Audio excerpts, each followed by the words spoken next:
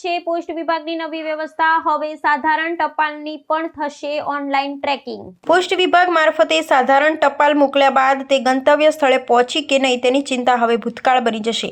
હવે સાધારણ ડાકને પણ ઓનલાઈન ટ્રેક કરી શકાશે। આ માટે સાધારણ ટપાલ પર પણ બારકોડ લગાવવામાં આવશે, જેના કારણે ટપાલ ક્યાં સુધી પહોંચી છે તેની દરેક તબક્કે ડિજિટલ દેખરેખ અને ટ્રેકિંગ શક્ય બનશે। ઉપરોક્ત માહિતી ઉત્તર ગુજરાત પરિક્ષેત્ર અમદાવાદના post master general Shri Krishnakumar યાદવે આપી।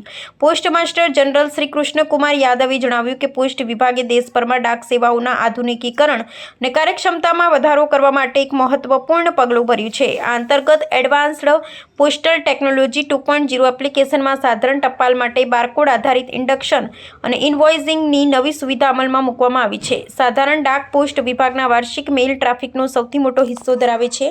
દર વર્ષે આશરે 90 કરોડ સાધારણ ડાકનું સંચાલન કરવામાં આવે છે અને તે સર્વવ્યાપી ડાક સેવાઓનો મુખ્ય આધાર સ્તંભ છે। આ શ્રેણીમાં પત્રો, અખબારો, સામાયિક, સરકારી સૂચનાઓ તથા અન્ય સાધારણ ડાકનો સમાવેશ થાય છે। અત્યાર સુધી આ પ્રકારની ટપાલનો કોઈ ડિજિટલ રેકોર્ડ ઉપલબ્ધ ન હોવાથી તેનું ઓનલાઈન ટ્રેકિંગ શક્ય નહોતું। સાધારણ ડાકની સંખ્યાનો અંદાજ વર્ષમાં માત્ર 2 વખત મર્યાદિત સમયગાળા દરમિયાન કરવામાં આવતી મેન્યુઅલ ગણતરીના આધારે લગાવવામાં આવતો હતો। આ પ્રક્રિયા સમય માંગી લેતી હતી અને ઘણીવાર સચોટ ડેટાનો અભાવ હતો।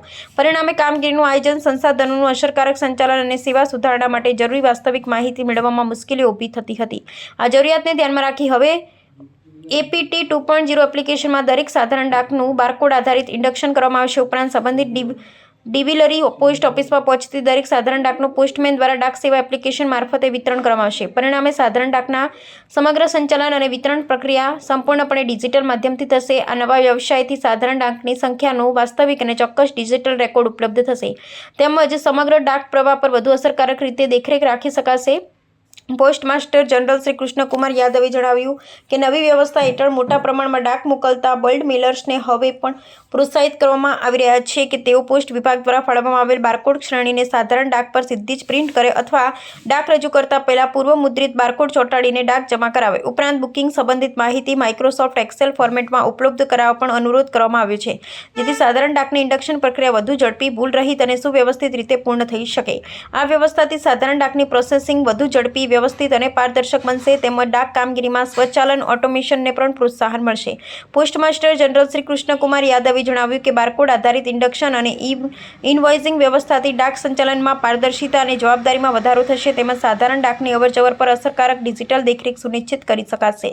ઉપરાંત આ વ્યવસ્થાથી ઉપલબ્ધ થતા વાસ્તવિક આંકડાઓના આધારે સંસાધનો અને માનવબળનું વધુ અસરકારક આયોજન શક્ય બનશે, જેના પરિણામે કામગીરીની કાર્યક્ષમતામાં નોંધપાત્ર વધારો થશે। આ નવી વ્યવસ્થા ડાક સેવાઓની ગુણવત્તા અને ગ્રાહક સંતોષમાં પણ વધારો કરશે, તેમજ ભવિષ્યમાં નીતિ નિર્માણ, આયોજન અને કામગીરીમાં સુધારા માટે વિશ્વસનીય ડેટા ઉપલબ્ધ કરાવશે। આ પહેલ પોસ્ટ વિભાગના આધુનિકીકરણ અને ડિજિટાઇઝેશનના પ્રયાસોને નવી ગતિ આપશે અને સમગ્ર દેશમાં વધુ કાર્યક્ષમ, પારદર્શક તથા ટેકનોલોજી આધારિત ડાક સેવાઓના વિકાસમાં મહત્વપૂર્ણ યોગદાન આપશે। Reporter MD Parmar, Sabli.